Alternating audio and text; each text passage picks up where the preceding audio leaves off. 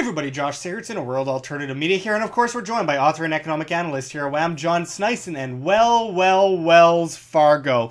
We've reported on it before. Wells Fargo was caught defrauding a whole bunch of people. At the time, they claimed about 2.1 million unauthorized client accounts, and there was no permission given. And then we also heard about the fact that they were issuing insurance to people who didn't ask for it, and they were actually repossessing people's vehicles. Well, it turns out that it was a bit more extensive than we originally thought. As it turns out, 67% more fake accounts were created than previously thought. As Zero Hedge goes into, Wells admits it created 1.4 million more fake accounts than previously thought.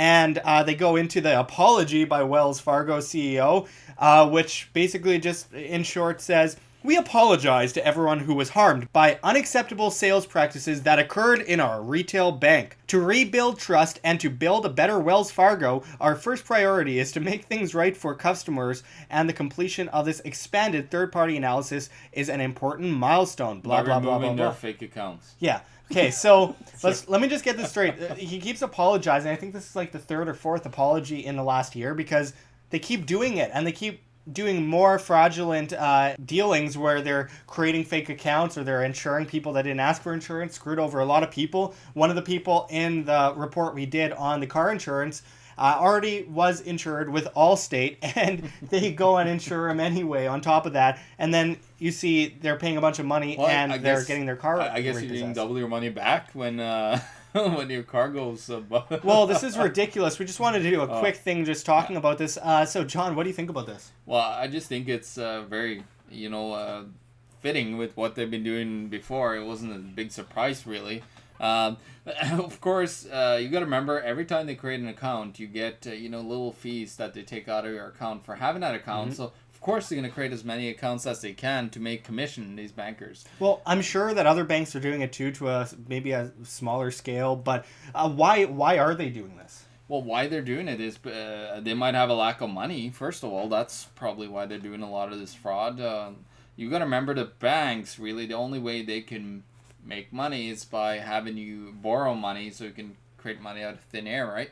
So that's the number one thing. So they had to create these fake accounts out of thin air, which then makes them get a little bit of revenue and sales commission on top of it. So all that it is it's just a scheme, trying to create money out of thin air, because that's how they make their money mostly.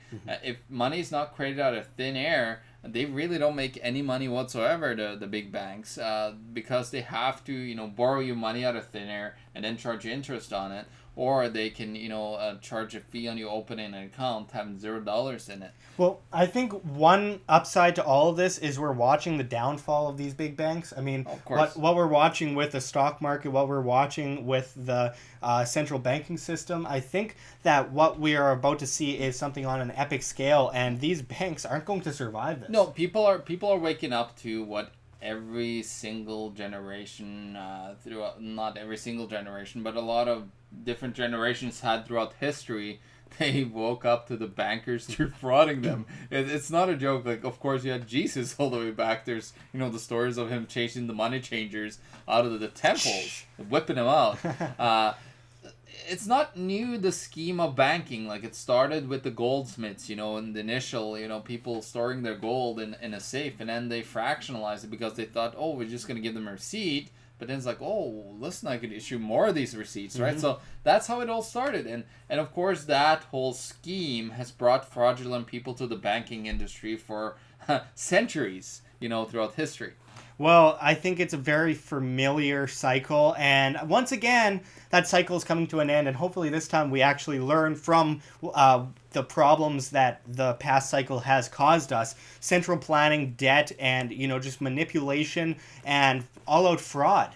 And we're watching it play over and over and over again, as you mentioned, historically, going back to them burning down the banks after they went to the bank and asked for their money and found out that, oh, we were just lent tons of IOUs, but you didn't actually have our money. You printed 10,000 times. There? 10,000 talking times about? more than they had gold. I mean, once again, it's all coming to an end, and hopefully this time we learn we have to be financially responsible and stable and self-sufficient, and hopefully people learn, but it's yet to be seen. Just share this video. Hopefully people learn about it. Again, we got to understand how banking works in the first place. We got to understand how the fractional reserve banking system works. We got to understand how they issue debt into the system. Actually, the debt gets created by deficit spending by the government, first of all, and that's how it kind of trickles into the fractional reserve banking system.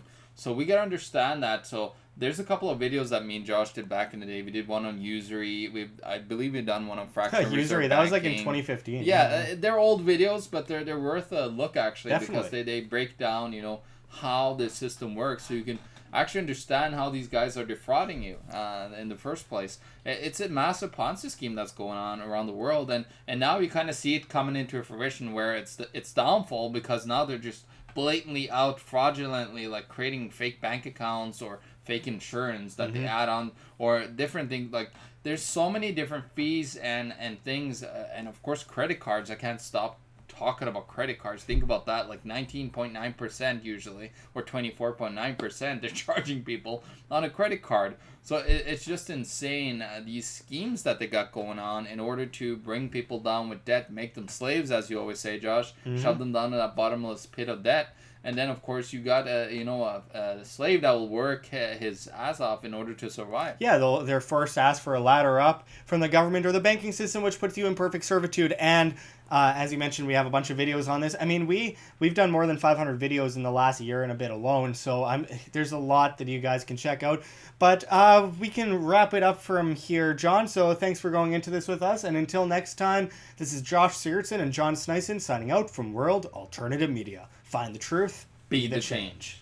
Like what you see here at WHAM, don't forget to check the links below. GoFundMe, Patreon, we can't do it without you. Any donation is very much appreciated, especially as we are so vastly demonetized and censored by YouTube, as they bring in the Anti-Defamation League to flag all of our content as so-called hate speech. Yeah, I know, it's crazy.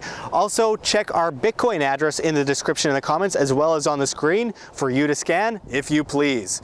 And don't forget to check me out at Josh Sigurdson at steemit.com. That's steemit.com, the future of social media, where you get paid in cryptocurrencies, Steem that is, for your upvote and demand of your post. Until next time, check out this word from our sponsors.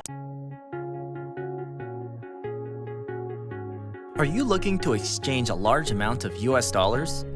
Don't overpay with the bank on currency exchange. Think outside the bank.